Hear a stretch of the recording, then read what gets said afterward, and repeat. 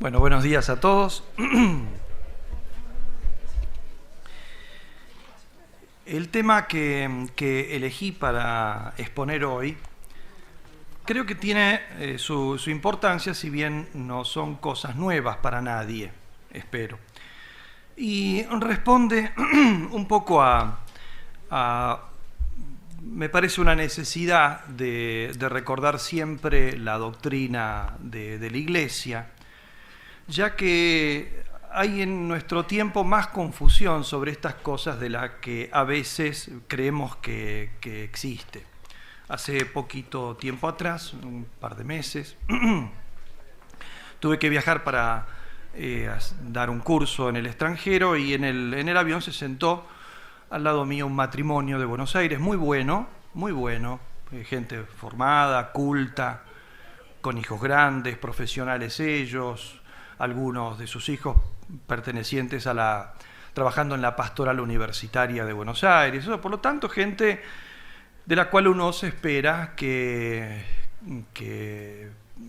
perteneciendo activamente a la Iglesia tengan bien en claro las cosas, y sin embargo una conversación realmente muy agradable, muy linda. En un momento la señora me preguntó, ¿no? O sea, bueno, parece que algunas cosas van a cambiar ahora, ¿no? Un poco recogiendo todo lo que estaba saliendo en los periódicos en esos días.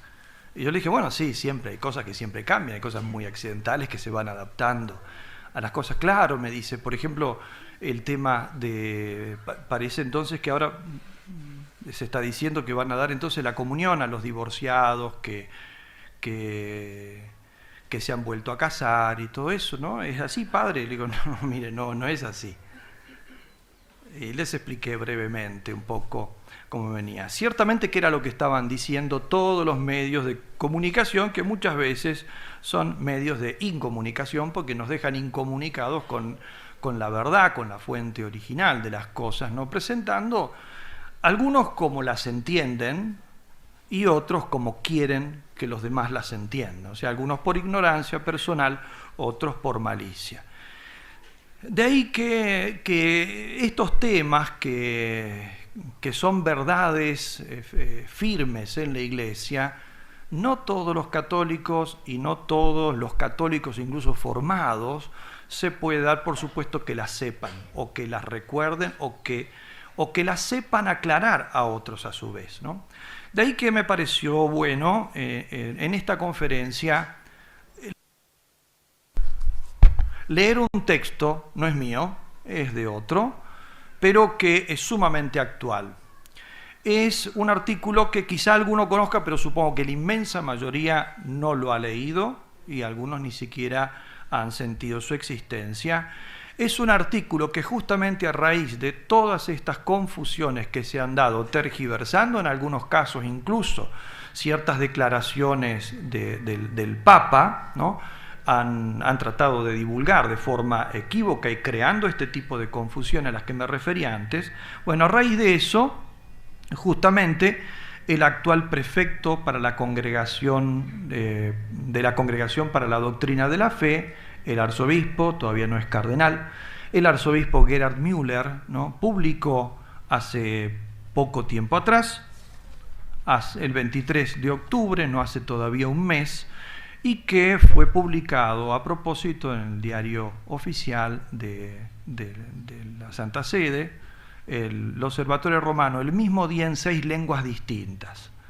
No es una declaración magisterial, no escribe como prefecto de la Congregación para la Doctrina de la Fe, sino como teólogo católico, pero siendo el prefecto de la Doctrina de la Fe, lo cual tiene su importancia, y tocando exactamente, si bien el artículo lo publica, dice, justamente como aporte a la preparación, porque para el año próximo el Papa ha convocado el sínodo de los obispos para tocar el tema del matrimonio y la familia, ¿no? Entonces, como preparación de esto, ya alargando cuáles son las cosas que son firmes sobre estos temas. Pero, curiosamente, toca todos los temas que habían sido controvertidos y tergiversados en los últimos 3 meses, ¿no? Él encara el título como Indisolubilidad del matrimonio y debate sobre los divorciados vueltos a casar y los sacramentos. Pero a raíz de esto es necesario tocar los distintos temas sobre el matrimonio y cuál es la doctrina católica sobre estos aspectos. Creo que no tiene desperdicio ni un solo renglón. Por eso lo que voy a hacer es simplemente leer el texto y comentar aquellas cosas que puedo suponer que quizá alguno no entiende por razón, digamos, de que hay que tener algunos elementos que él da por supuesto. Dice así, de hecho, no por nada, uno de estos que se llaman especialistas en Vaticano, vaticanista, ¿no? Decía, y creo que bien, dice, escribe Müller, dicta Francisco. Haciendo el Papa le indicó que escribiera algo de forma oficiosa, ¿no? Oficiosa significa que es oficial, pero no pasa como documento oficial, ¿no? De forma oficiosa para aclarar todos estos temas que muchos estaban confundiendo, ¿no es cierto? Dice así, la discusión sobre la problemática de los fieles que tras un divorcio han contraído una nueva unión civil, no es nueva.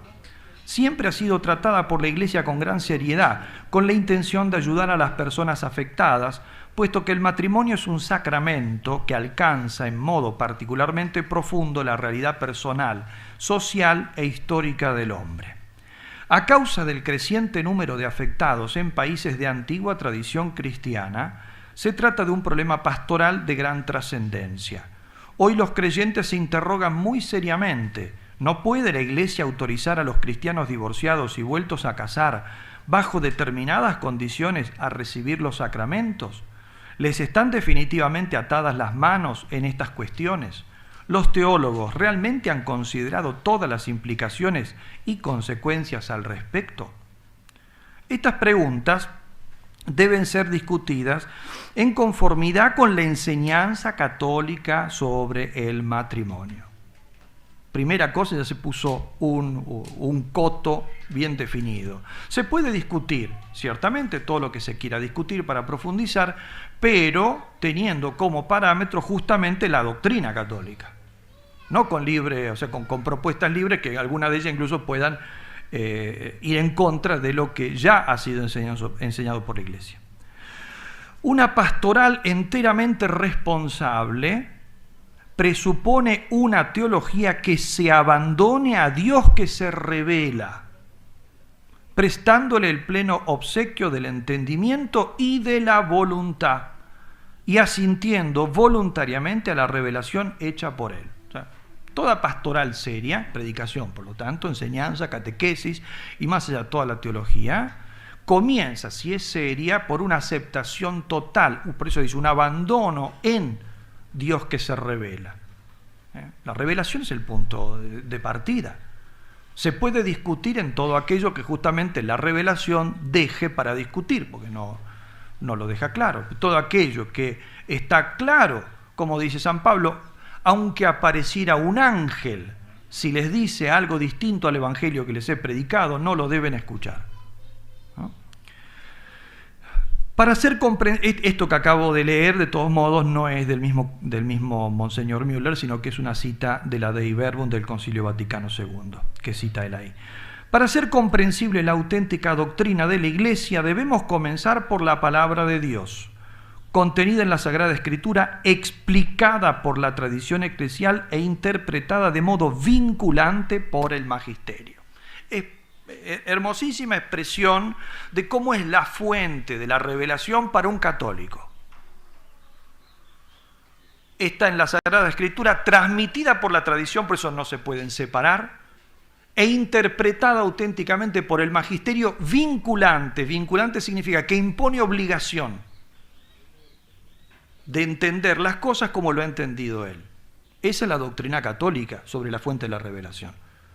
Muchas veces las personas nos preguntan, bueno, padre, pero esto en la Biblia, ¿dónde está? Mire, yo le voy a decir dónde está en la Biblia, pero si aunque no pudiera decirle dónde está en la Biblia, le puedo decir dónde está en el catecismo, lo cual es lo mismo porque nosotros no somos protestantes, sino católicos. Es el protestante el que puede preguntar en qué lugar de la Biblia está y frenar la pregunta ahí, porque para él solamente hay una fuente de la revelación. pero nosotros somos católicos.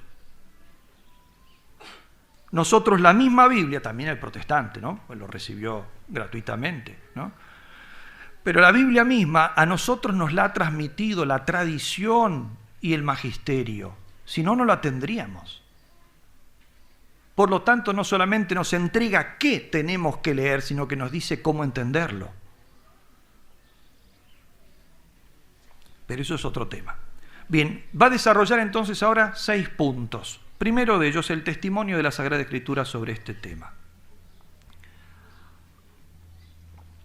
No deja de ser problemático situar inmediatamente nuestra cuestión, entonces el tema de los sacramentos de los divorciados que se han unido en una unión civil nueva, en el ámbito del Antiguo Testamento, puesto que entonces el matrimonio no era considerado como un sacramento.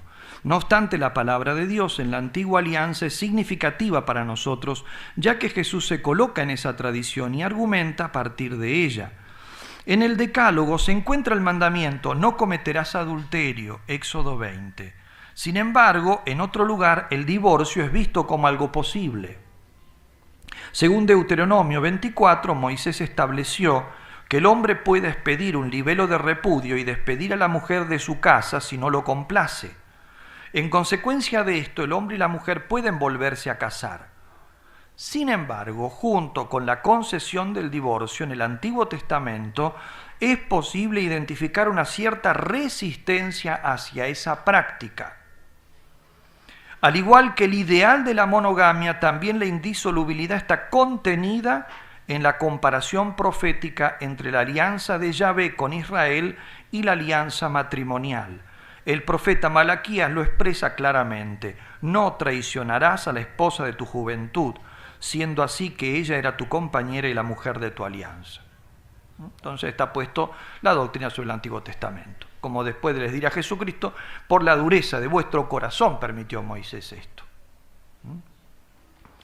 Pero no ha sido así ni al principio, como dice nuestro Señor, ni tampoco la orientación general que uno encuentra en el Antiguo Testamento, en todas las imágenes y todo, ¿no? Era posible esa permisión por el hecho de no ser todavía sacramento, que eso añade una particularidad. En particular, entonces deja el Antiguo Testamento, pasa al Nuevo. En particular, las controversias con los fariseos fueron para el Señor una ocasión para ocuparse del tema. Jesús se distancia expresamente de la práctica veterotestamentaria del divorcio, que Moisés había permitido a causa de la dureza de corazón de los hombres, y se remite, Jesús, a la voluntad originaria de Dios. Cita San Marcos: desde el comienzo de la creación, Dios los hizo varón y mujer. Por eso dejará el hombre a su padre y a su madre, y los dos se harán una sola carne. De manera que ya no son dos, sino una sola carne. Pues bien, lo que Dios unió no lo separe al hombre. Texto que se encuentra en San Marcos, literalmente, como lo he leído, y con ciertas variantes en San Mateo y en San Lucas. Por lo tanto, los 3 sinópticos afirman esta clara enseñanza de Jesucristo. La Iglesia Católica siempre se ha remitido en la enseñanza y en la praxis práctica a estas palabras del Señor sobre la indisolubilidad del matrimonio.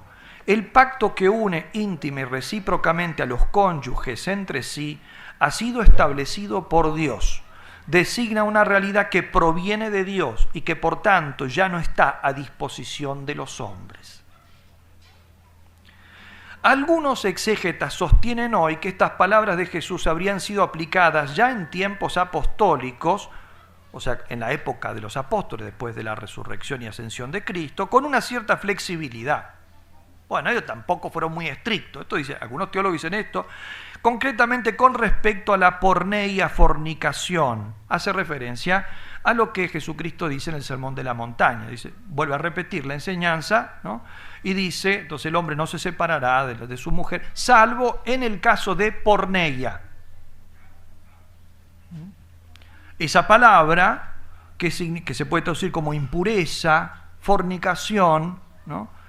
Eso es lo que ha dado. Bueno, ¿qué quiere decir? O sea, que Jesucristo dice que hay una posibilidad. Entonces, cuando en esa posibilidad sí se puede separar, Entonces, él dice, algunos teólogos han dicho que lo aplicaban con cierta laxitud, flexibilidad, incluso en los tiempos apostólicos, al menos cuando se daban estos casos. Venía uno diciendo, bueno, yo me quiero separar de mi esposa porque ella me engañó, adulteró, o al revés, él me engañó, o lo que sea, ¿no? Dice, en el campo exegético, las cláusulas sobre la fornicación fueron objeto de discusión controvertida desde el comienzo. Muchos están convencidos que no se trataría de excepciones a la indisolubilidad, sino de vínculos matrimoniales inválidos. Esta es la tradición interpretativa más firme. Es decir, cuando Jesucristo dice el hombre no se separará de su mujer, salvo en caso de porneia no se traduce fornicación, sino en caso de concubinato.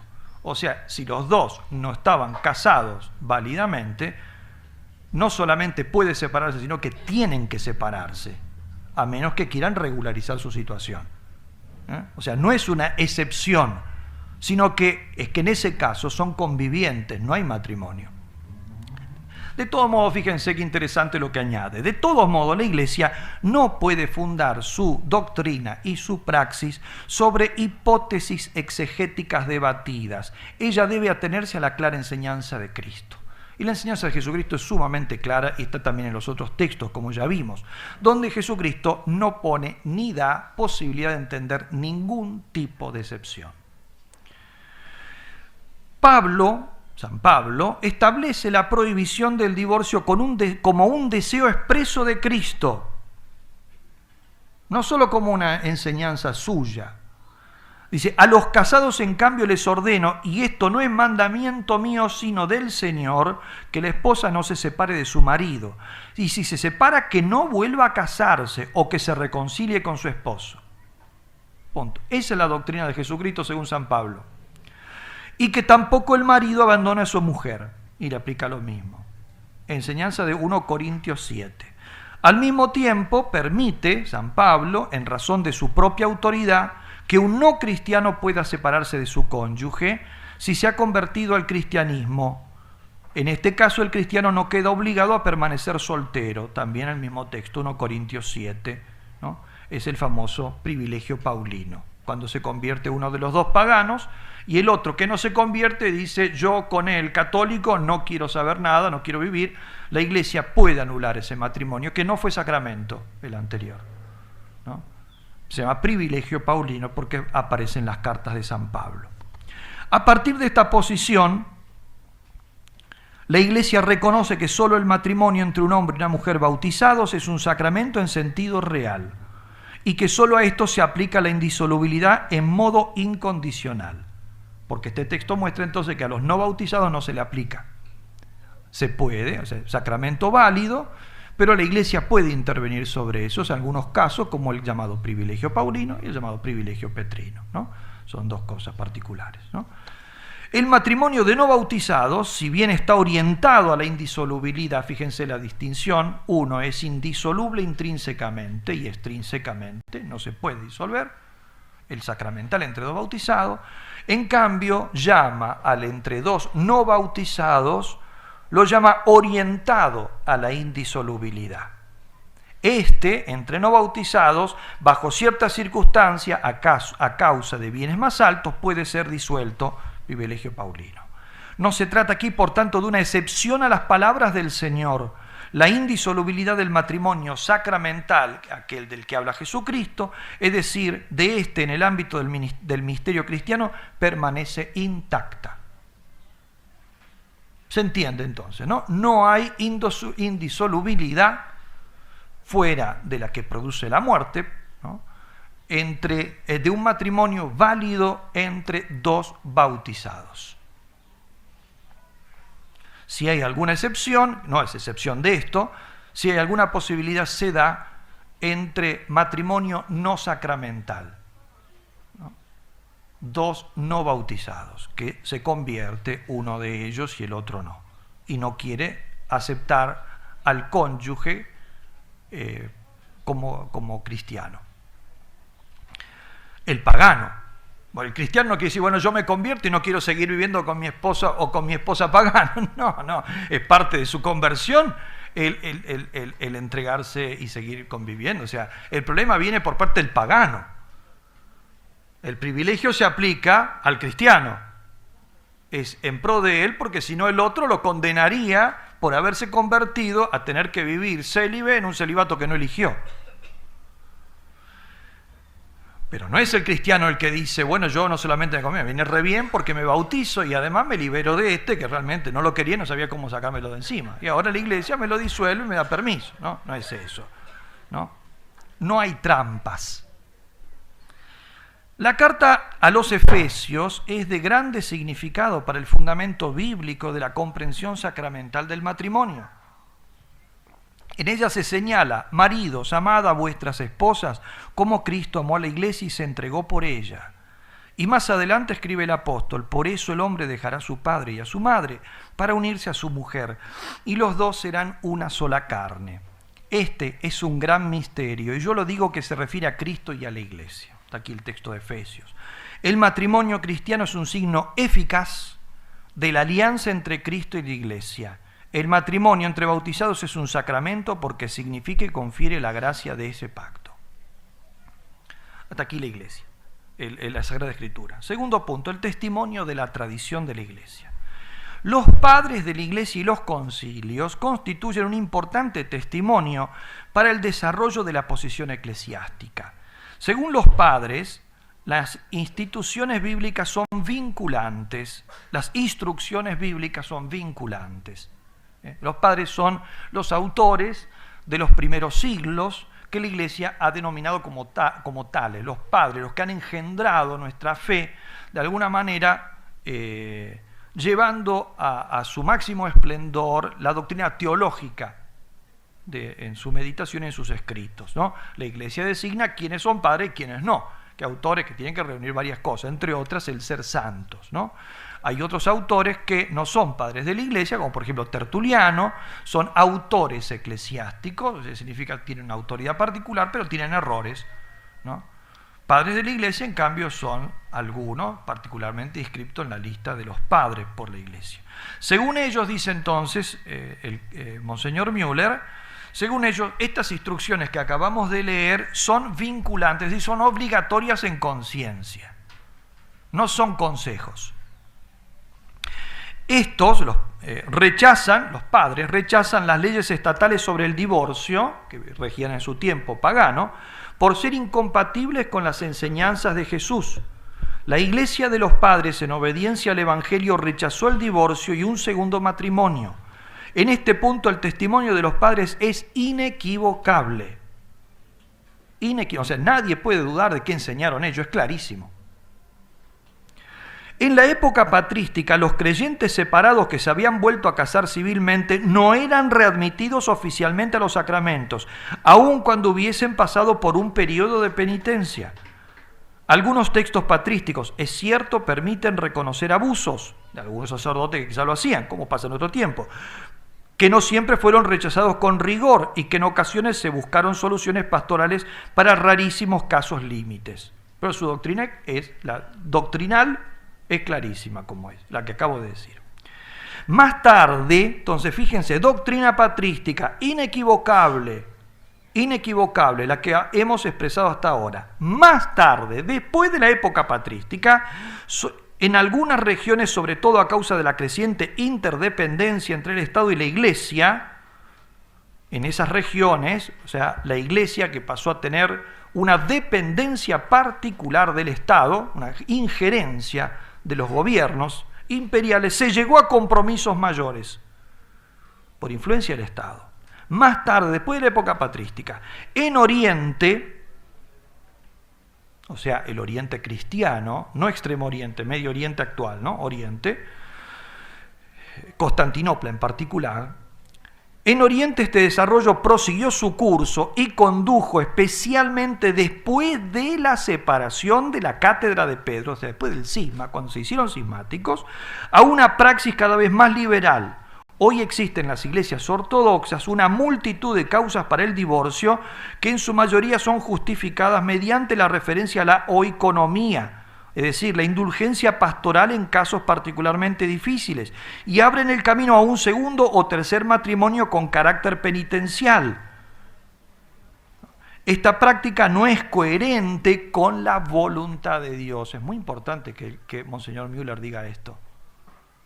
Porque muchos aducen eso. Bueno, pero en Oriente, a los cristianos orientales de rito oriental, no católicos de rito oriental, sino ortodoxos, cismáticos, a ellos la Iglesia, basándose en la Sagrada Escritura, les permite divorciarse y casarse en algunas iglesias al menos una segunda vez, y en otras, como dice él, incluso una tercera.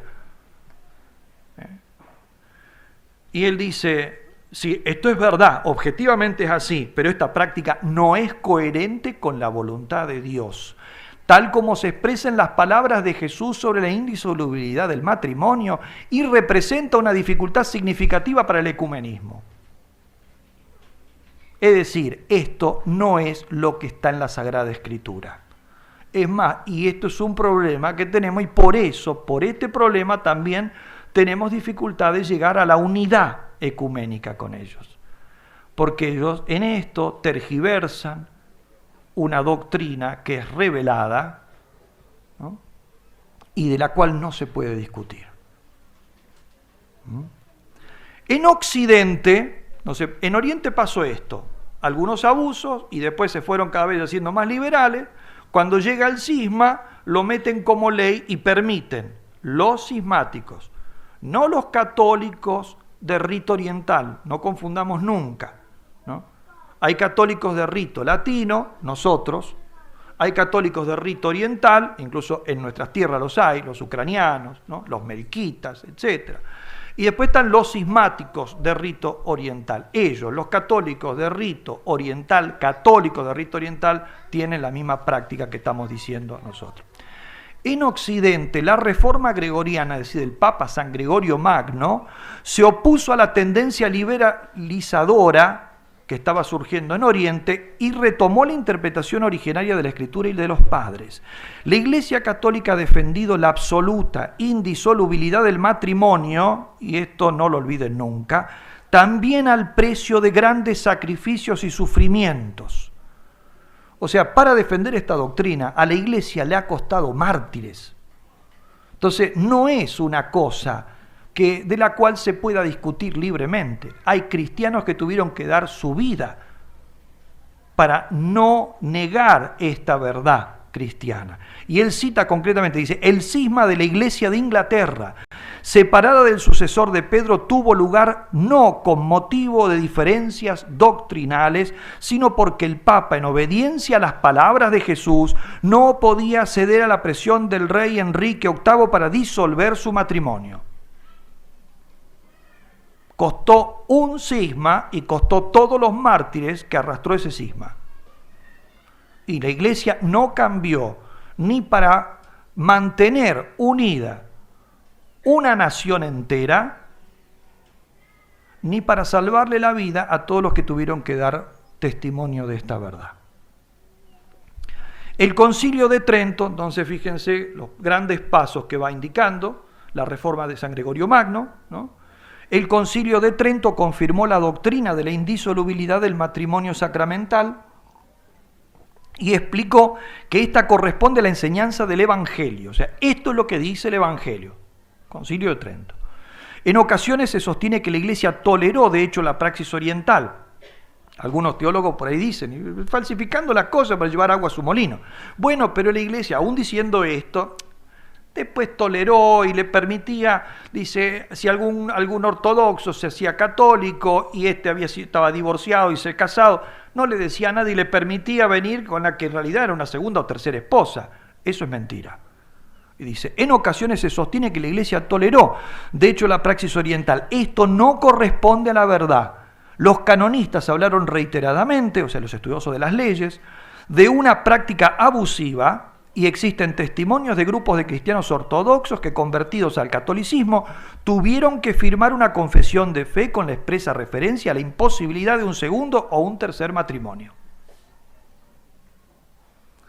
El Concilio Vaticano II en la Constitución Pastoral Gaudium et Spes sobre la Iglesia en el mundo de hoy, ha enseñado una doctrina teológica y espiritualmente profunda sobre el matrimonio.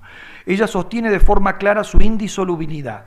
El matrimonio se entiende como una comunidad integral, corpóreo, espiritual, de vida y amor entre un hombre y una mujer, que recíprocamente se entregan y reciben como personas.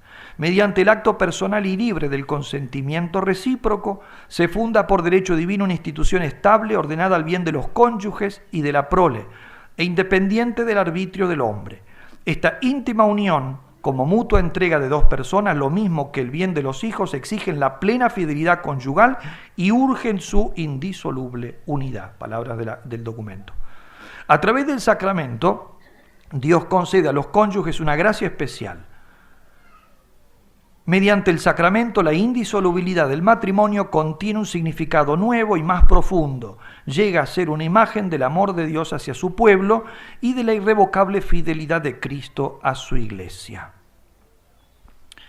El matrimonio como sacramento se puede entender y vivir solo en el contexto del misterio de Cristo, porque es una imagen de Cristo. Y este es el signo de por qué el matrimonio sacramental es intrínsecamente y extrínsecamente indisoluble y no lo es el matrimonio natural entre dos no bautizados. Porque el matrimonio entre dos bautizados es un signo eficaz del modo en que Dios ama a su Iglesia. Si fuese soluble, aunque sea en algunas situaciones extremas, el matrimonio entre dos bautizados, el signo estaría diciendo esto: también el amor de Cristo por tu alma en situaciones extremas se puede disolver. Lo cual es la más grande mentira que se puede decir. El amor de Dios por cada uno de nosotros y por la Iglesia en particular es indisoluble y no lo puede disolver absolutamente nada. De ahí que el signo que significa precisamente ese amor tiene que ser de la misma naturaleza. Este es el motivo teológico más profundo de la imposibilidad de la disolución de un matrimonio sacramental fuera de la muerte. De ahí lo que termina diciendo en este punto: no se puede, claro, el que no entiende el misterio de Cristo nunca va a entender el misterio de su sacramento. El matrimonio es un sacramento. Olvídense de Jesucristo y no van a entender jamás el misterio, como no van a entender el misterio del bautismo. No van a entender tampoco el misterio de la comunión, por eso puede uno pedir la comunión sin importarle decir, pero esto no es, o sea, yo no estoy pidiendo que a mí me vendan cigarrillos en un kiosco. No estoy diciendo yo tengo derecho a que si yo voy a comprar cigarrillos a mí no me pueden discriminar. No son cigarrillos, es el cuerpo de Jesucristo. Si uno se olvida de qué es lo que es eso, qué es lo que significa la unión, ¿qué dice San Pablo? El que come en pecado el cuerpo de Cristo come su propia condenación. El que bebe en pecado la sangre de Cristo bebe su propia condenación. Si uno se olvida del contexto de Cristo, puede pedir cualquier cosa, no entiende nada. Tampoco se entiende el matrimonio sacramental. Tercer punto: el testimonio del magisterio en épocas recientes. Con el texto, aún hoy fundamental, de la exhortación apostólica Familiaris Consortio, que tendríamos que leer todos, sobre todo los que tienen familia, publicado por Juan Pablo II en 1981, se confirma expresamente la enseñanza dogmática de la Iglesia sobre el matrimonio. Desde el punto de vista pastoral, la exhortación posinodal, Familiaris Consortio, se ocupa también de la atención de los fieles vueltos a casar con rito civil, pero que están aún vinculados entre sí por un matrimonio eclesiástico válido con otra persona de la que se separaron. El Papa manifiesta por tales fieles un alto grado de preocupación y de afecto. El número 84, divorciados vueltos a casar, contiene las siguientes afirmaciones fundamentales. Esta es la doctrina pastoral con este tipo de personas que ciertamente sufren mucho y que hay que ayudarlas.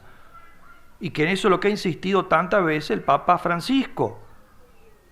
En este mismo contexto, en las mismas líneas pastorales que se indican ahora, que son de la Familiaris Consortio. Y dice así: 1.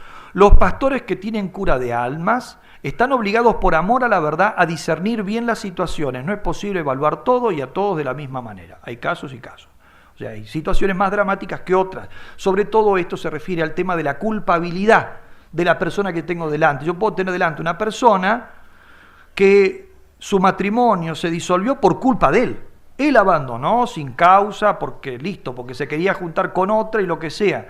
Y puedo tener al revés, la persona abandonada, que quiso salvar su matrimonio y que no dependió de ella.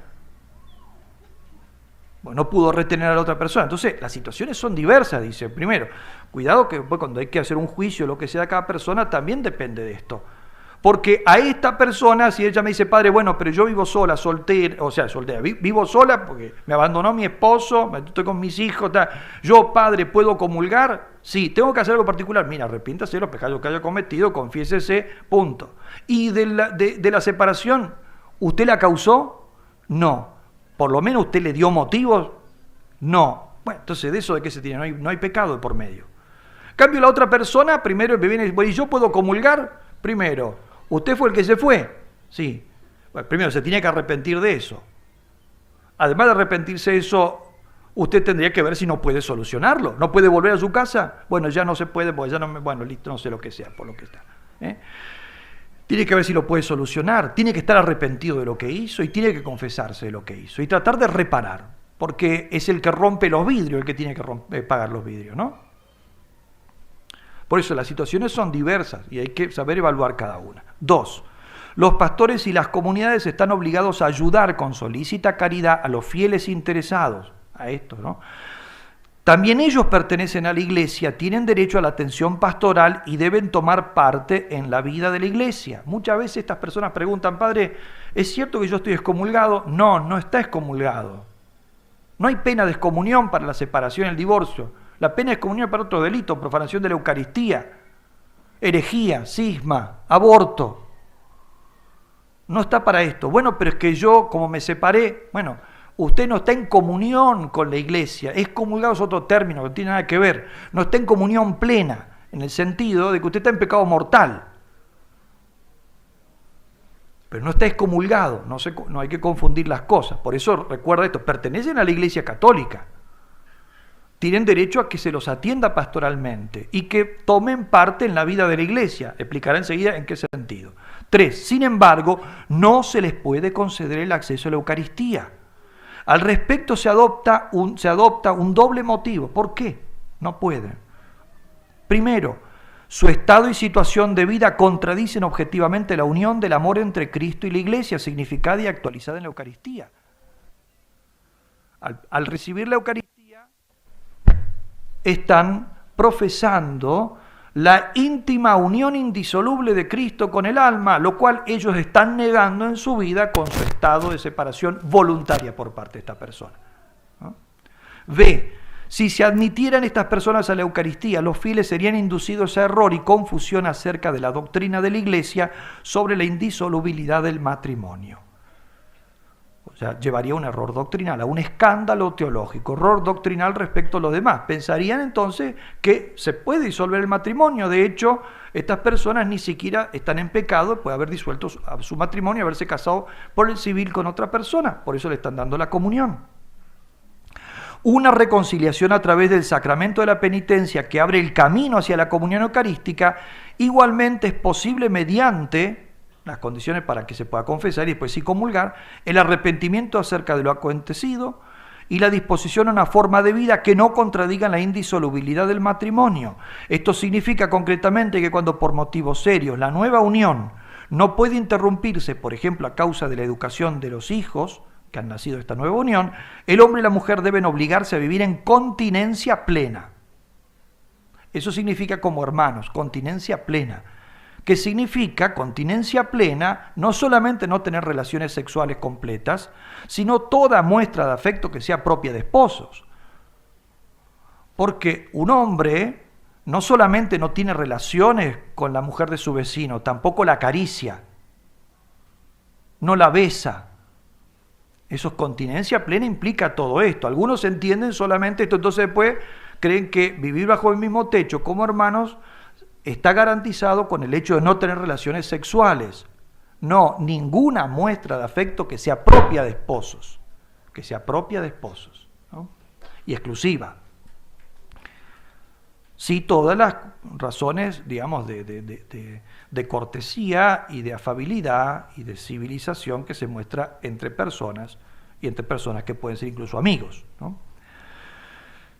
Cuarto, a los pastores se les prohíbe expresamente por motivos teológicos, sacramentales y no meramente legales, no una cuestión de leyes, efectuar ceremonias de cualquier tipo para los divorciados vueltos a casar mientras subsista la validez del primer matrimonio. Muchos piden, bueno, pero al menos no nos podrían bendecir estos, son unos anillitos que tenemos, o nos puede dar una bendición. Miren, no puedo. Se puede bendecir a la persona individual. Bueno, venga usted sola y yo la bendigo a usted. No, pero queremos que nos bendiga. No puede. Está expresamente prohibido.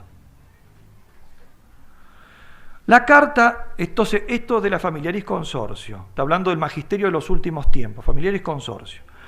En segundo lugar, la carta de la Congregación para la Doctrina de la Fe sobre la recepción de la comunión eucarística por parte de los divorciados que se han vuelto a casar del 14 de septiembre de 1994, esta es cuando era el prefecto el cardenal Ratzinger, ¿no?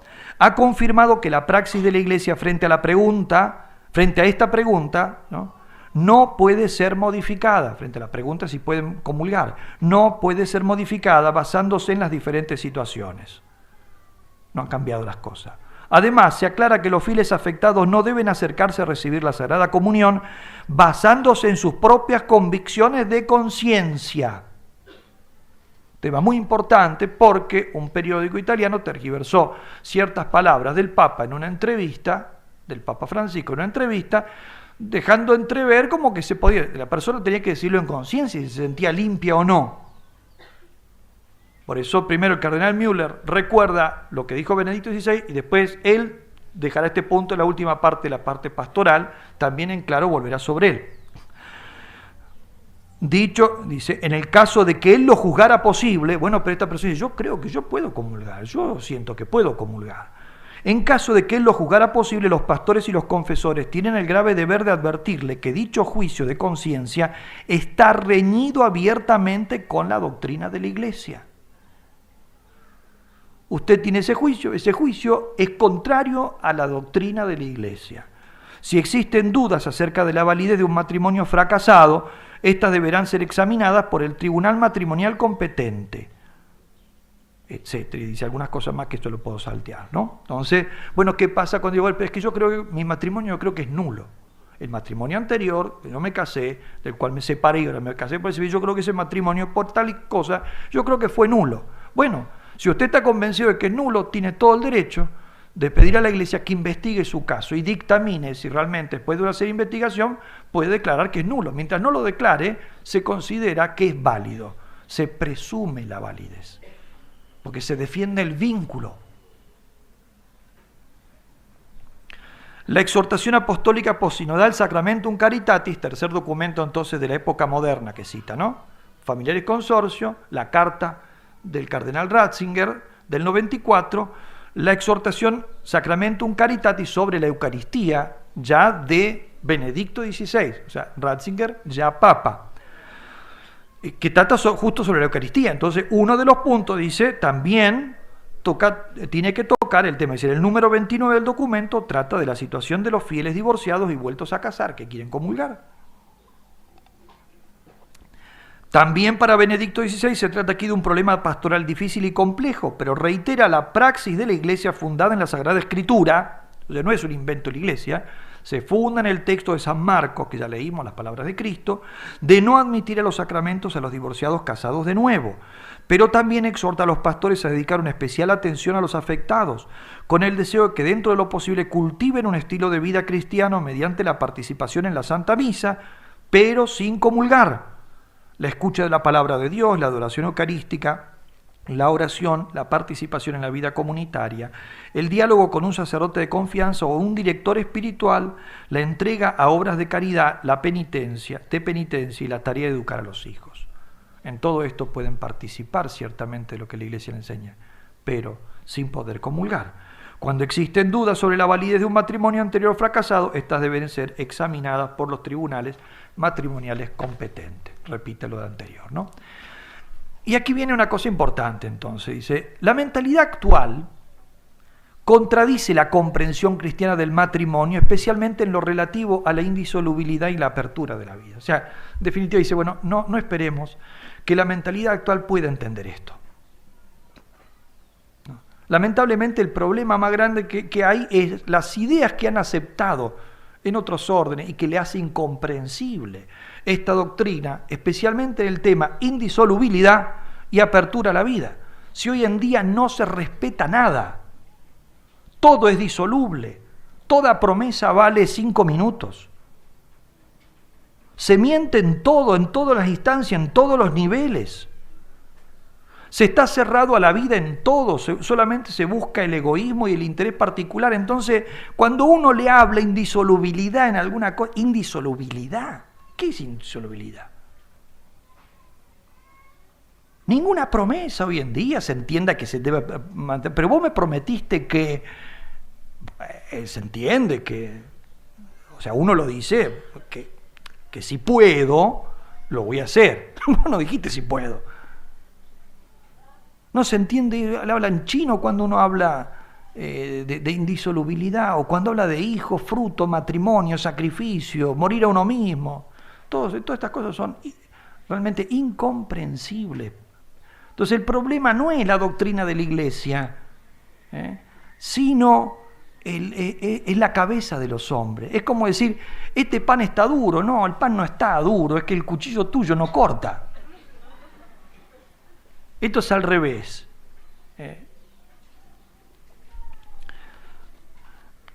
Dice, entonces sigue diciendo, puesto que muchos cristianos están influidos por este contexto cultural en nuestros días, los matrimonios están más expuestos a la invalidez que en el pasado. También eso es verdad, y el Papa dijo, esto sí que hay que estudiarlo, y lo va a estudiar el sínodo. Muchos llegan sin entender nada. El problema está en que si no entienden lo que es la indisolubilidad, cuando van a casarse, el matrimonio puede ser nulo.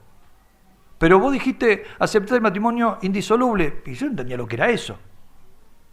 Como hoy en el sermón de la misa de la mañana mencioné la cristianofobia. Después vino una persona y me dijo, padre, qué lindo sermón. ¿Qué quiere decir cristianofobia? Yo no entendió nada, justo la palabra clave. Entonces, bueno, pasa lo mismo. Entonces, el sermón fue nulo para esa persona porque la palabra clave que explicaba todo el sermón no la entendió. ¿Usted entiende lo que es claustrofobia? Sí. Entonces, miedo al claustro, a las monjas, no, a que está encerrada.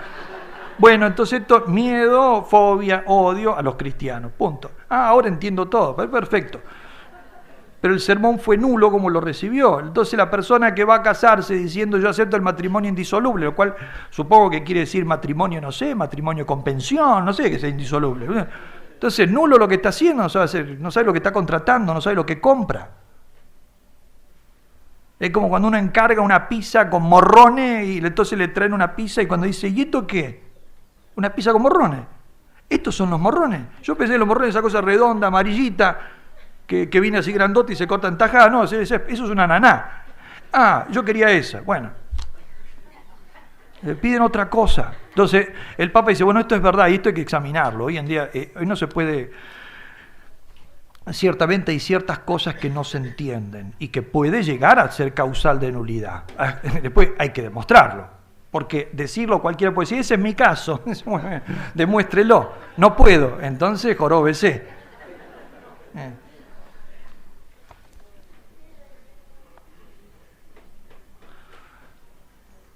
Falta, en efecto, dice, falta la voluntad de casarse según el sentido de la doctrina matrimonial católica y se ha reducido la pertenencia a un contexto vital de fe, ¿no? Entonces, bueno, pero eso es otra cosa distinta. No es que el matrimonio sea indisoluble, sino que no hubo. No se puede disolver una cosa que simplemente ni siquiera nació. No puede morirse una persona que no nació. No puede disolverse una cosa que nunca comenzó a existir. Entonces, el problema es distinto y va por otro lado.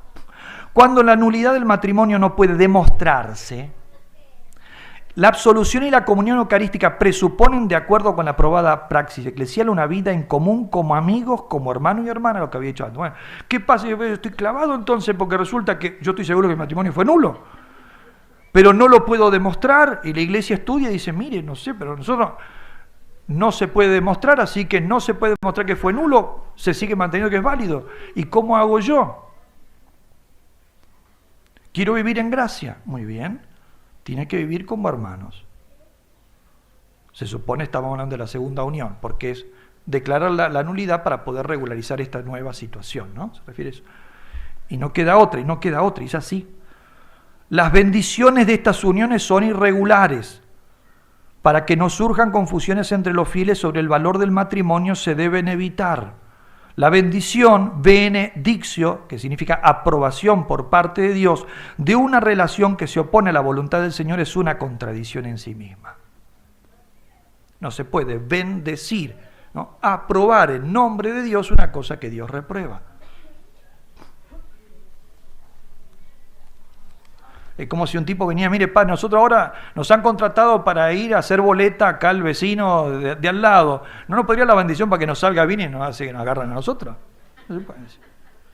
No, mire, que lo que pasa es que Dios maldice el homicidio, no lo bendice. Se puede bendecir. Es una contradicción.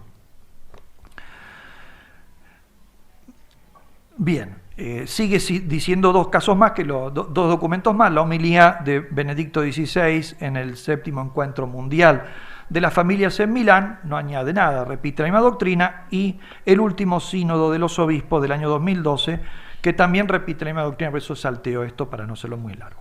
Cuarto punto, consideraciones antropológicas y teológico-sacramentales. La doctrina sobre la indisolubilidad del matrimonio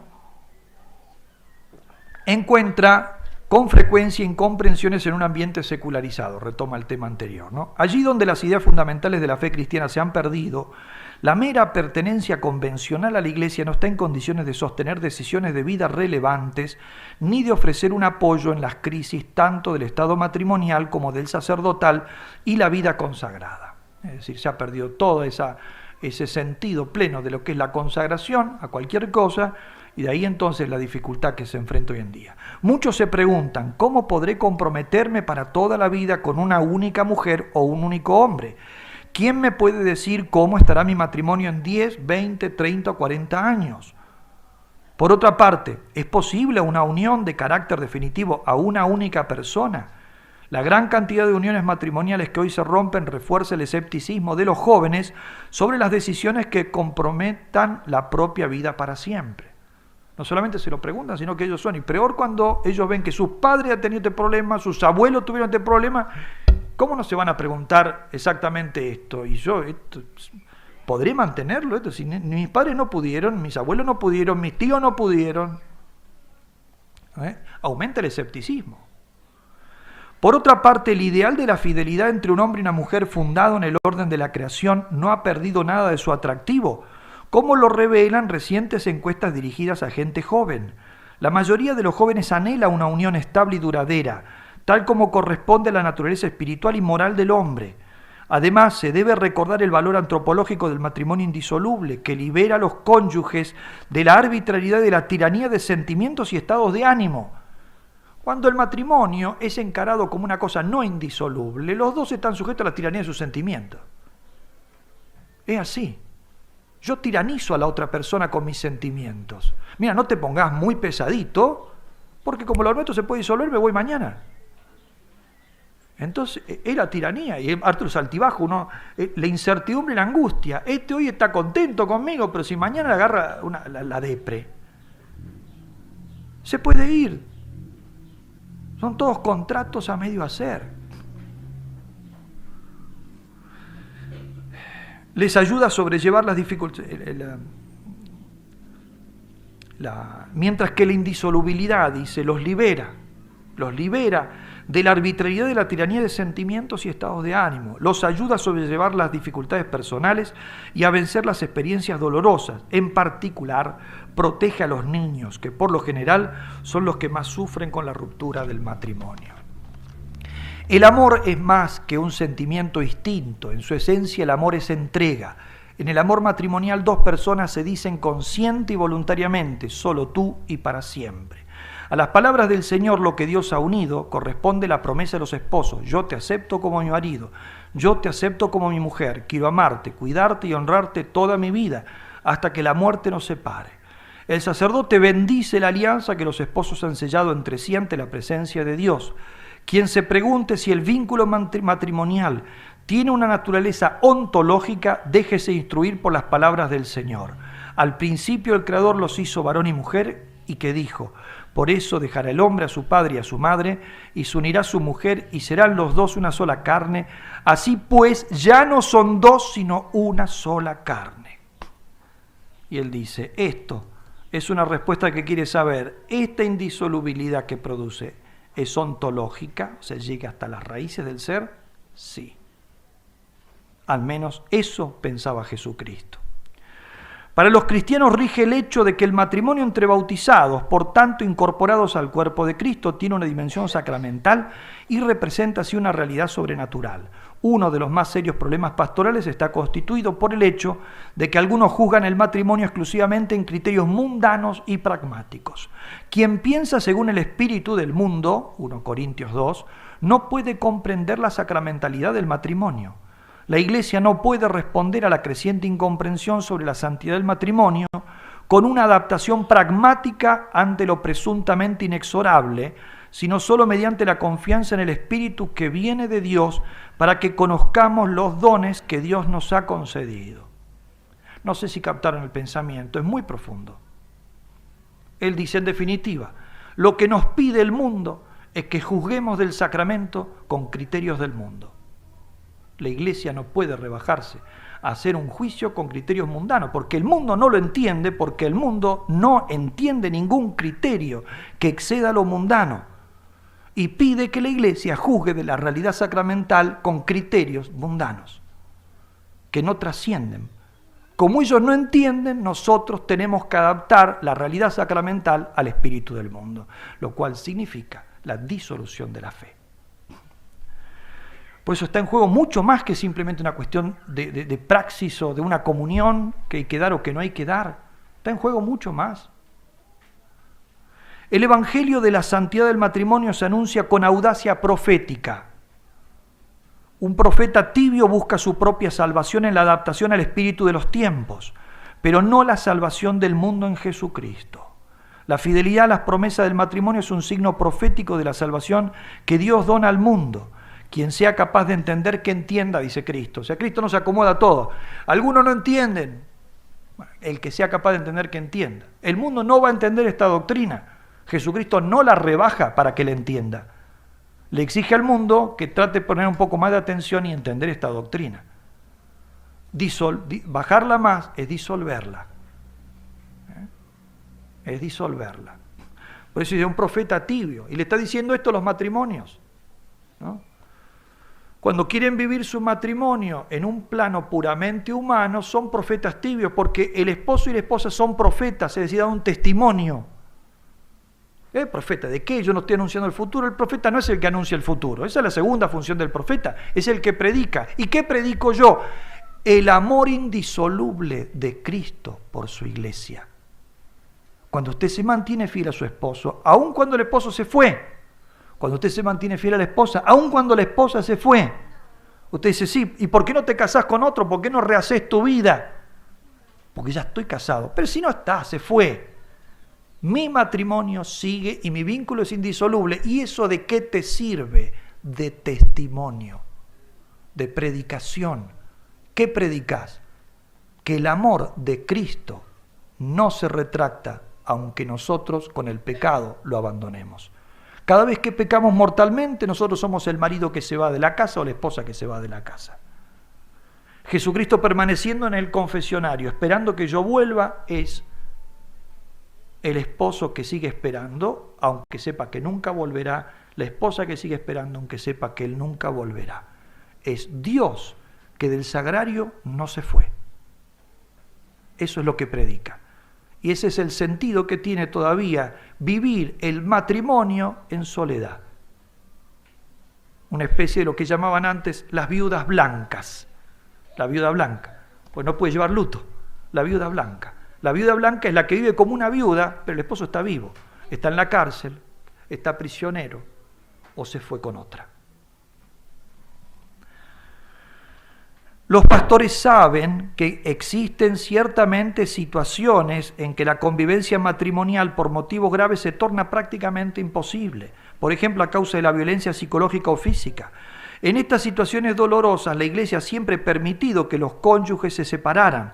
Sin embargo, se debe precisar que el vínculo conyugal del matrimonio válidamente celebrado se mantiene intacto ante Dios y sus integrantes no son libres para contraer un nuevo matrimonio mientras el otro cónyuge permanece con vida. Los pastores y las comunidades cristianas se deben, por tanto, comprometer en promover caminos de reconciliación también en estas situaciones, o de ayudar a las personas afectadas a superar con fe su difícil situación. Comentarios, en quinto lugar, teológico-morales. Cada vez con más frecuencia, acá va entonces va a enfrentar un par de cosas que han estado corriendo en los últimos tiempos, tergiversando esta doctrina. Cada vez con más frecuencia se sugiere que la decisión de acercarse o no a la comunión eucarística por parte de los divorciados vueltos a casar debería dejarse la iniciativa de la conciencia personal. Bueno, vos fijate, si vos te sentís que podés hacerlo, de que lo necesitas, de que te es lícito, y bueno, hacelo, decidilo en conciencia. Como digo, algunos interpretaron falsamente algunas palabras del Papa, que dijo en otro sentido, ¿no? Y que la interpretaron como si hubiera estado aludiendo a esto. Este argumento, al que subyace un concepto problemático de conciencia, ya fue rechazado en la Carta de la Congregación para la Doctrina de la Fe de 1994, que ya leímos. Desde luego, los fieles deben examinar su conciencia en cada celebración eucarística para ver si es posible recibir la Sagrada Comunión, a la que siempre se opone un pecado grave no confesado, cualquier pecado grave no confesado. Los fieles tienen el deber de formar su conciencia y de orientarla a la verdad. Para esto, deben prestar obediencia a la voz del magisterio de la Iglesia, que ayuda a no desviarse de la verdad sobre el bien del hombre, sino a alcanzar con seguridad, especialmente en las cuestiones más difíciles, la verdad y a mantenerse en ella. Cuando los divorciados vueltos a casar están en conciencia convencidos de que su matrimonio anterior no era válido, tal hecho se deberá comprobar objetivamente a través de la autoridad judicial competente en materia matrimonial. El matrimonio no es incumbencia exclusiva de los cónyuges delante de Dios, sino que siendo una realidad de la Iglesia es un sacramento, respecto del cual no toca al individuo decidir su validez sino a la Iglesia, en la que él se encuentra incorporado mediante la fe y el bautismo. Si el matrimonio precedente de unos fieles divorciados y vueltos a casar era válido, en ninguna circunstancia su nueva unión puede considerarse conforme al derecho. Por tanto, por motivos intrínsecos, es imposible que reciban los sacramentos. La conciencia de cada uno está vinculada sin excepción a esta norma. Esto es carta del cardenal Ratzinger, del año 2011.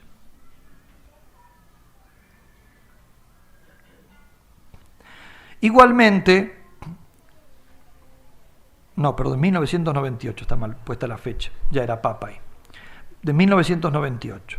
Igualmente, la doctrina de la epiqueia, entonces, primer argumento utilizado, y muestra la falsedad, el tema de la conciencia. Segundo argumento, son tres argumentos. El segundo es un uso de la epiqueia, de la interpretación personal de la ley, que es más amplia, cada uno la interpreta. Tercer argumento, el tema de la misericordia. Dios misericordioso, en realidad quiere que todos comulguen, ¿no? Muestra las tres. Primero, la falsedad de seguir la propia conciencia, están vinculados a la norma y la norma es bien clara y válida para todos. Segundo, igualmente la doctrina de la epiqueia, según la cual una ley vale en términos generales, pero la acción humana no siempre corresponde totalmente a ella y no puede ser aplicada en un caso concreto a veces, ¿no? Así el caso de la indisolubilidad del matrimonio sacramental, a veces no se puede determinar con tiempo, o la Iglesia no puede tardar mucho en hacer el juicio y determinar si fue nulo o no. Por tanto, mientras tanto, la Iglesia debe querer que yo en realidad comulgue. Dice, esta tiene, sin embargo, en la línea del Privilegium Paulinum la potestad de esclarecer en qué condiciones se deben cumplir para que surja el matrimonio indisoluble según las disposiciones de Jesús. Reconociendo esto, ella ha establecido impedimentos matrimoniales, reconociendo causas para la nulidad del matrimonio y ha desarrollado un detallado procedimiento. No entro en ese tema, simplemente la Iglesia no aplica la ley de la epiqueia aquí.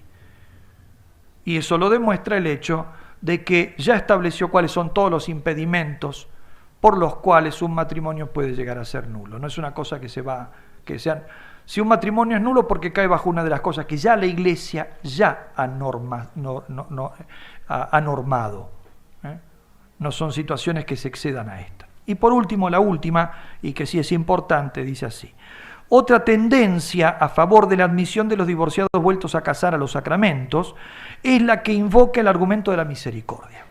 Puesto que Jesús mismo se solidarizó con las personas que sufren, dándole su amor misericordioso, la misericordia sería por lo tanto un signo especial del auténtico seguimiento de Cristo. Esto es cierto, sin embargo, no es suficiente como argumento teológico sacramental, puesto que todo el orden sacramental es obra de la misericordia divina y no puede ser revocado invocado el mismo principio que lo sostiene. Es la misma misericordia, o sea, la comunión es un acto de misericordia, la confesión, la obligación de confesarse es un acto de misericordia. Eso no puede ser revocado este principio apelando a la misericordia, ¿no? Además, mediante una invocación objetivamente falsa de la misericordia divina, se corre el peligro de banalizar la imagen de Dios, según la cual Dios no podría más que perdonar. Al misterio de Dios pertenece el hecho de que junto a la misericordia están también la santidad y la justicia. Si se esconden estos otros atributos de Dios y no se toma en serio la realidad del pecado, tampoco se puede hacer plausible a los hombres su misericordia. Jesús recibió a la mujer adúltera con gran compasión, pero también le dijo: vete y desde ahora no peques más. La misericordia de Dios no es una dispensa de los mandamientos de Dios y de las disposiciones de la Iglesia. Mejor dicho, ella concede la fuerza de la gracia para su cumplimiento, para levantarse después de una caída y para llevar una vida de perfección de acuerdo a la imagen del Padre Celestial. Este argumento, y esto es muy importante, es obvio, pero muchos no lo entienden.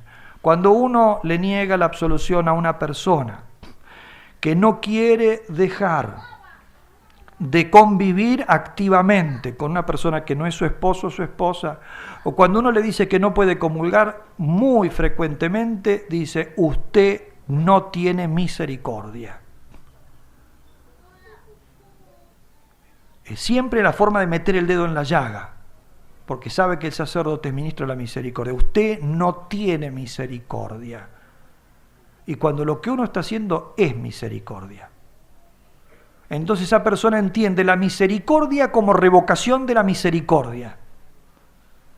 Porque la exigencia de Dios de que estemos en gracia es un acto de misericordia, porque la misericordia es que no nos condenemos. Entonces yo no soy misericordioso porque no le doy permiso para obrar en contra de la misericordia. Eso es lo que dice, es un absurdo.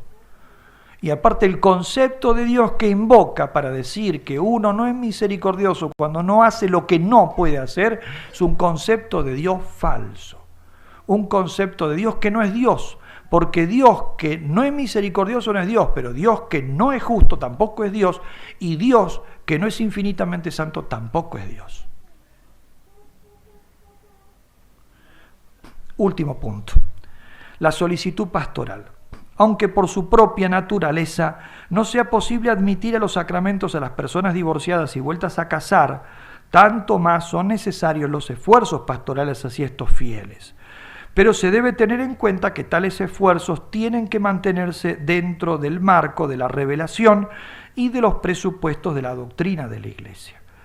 El camino señalado por la Iglesia para estas personas no es simple, sin embargo, ellas deben saber y sentir que la Iglesia como comunidad de salvación les acompaña en su camino. Cuando los cónyuges se esfuerzan por comprender la praxis de la Iglesia y se abstienen de la comunión, ellos ofrecen a su modo un testimonio a favor de la indisolubilidad del matrimonio. Interesante.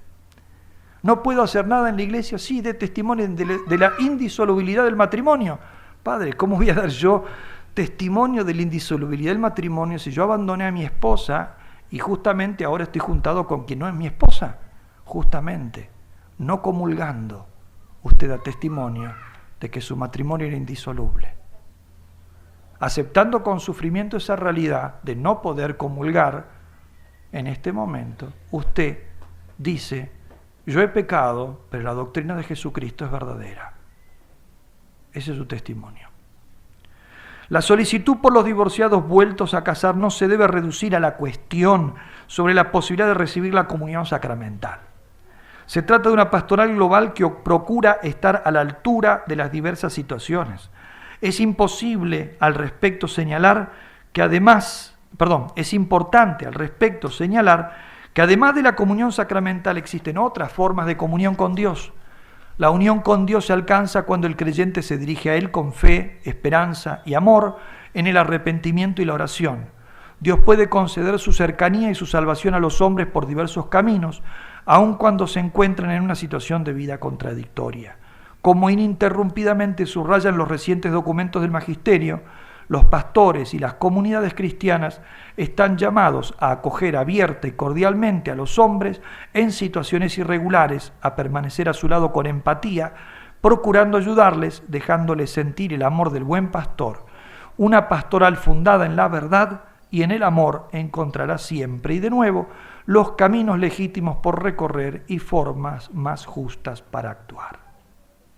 Hasta aquí el largo artículo, entonces, de Monseñor Müller, que, como han visto, no solamente trata del tema de la comunión de los divorciados vueltos a casar, sino que muestra cómo en el fondo, detrás de esta discusión, está pendiente, ¿no?, o subyace toda la doctrina sobre la sacramentalidad del matrimonio, que es mucho más importante que este caso doloroso, pero muy puntual, que nos toca. Nada más.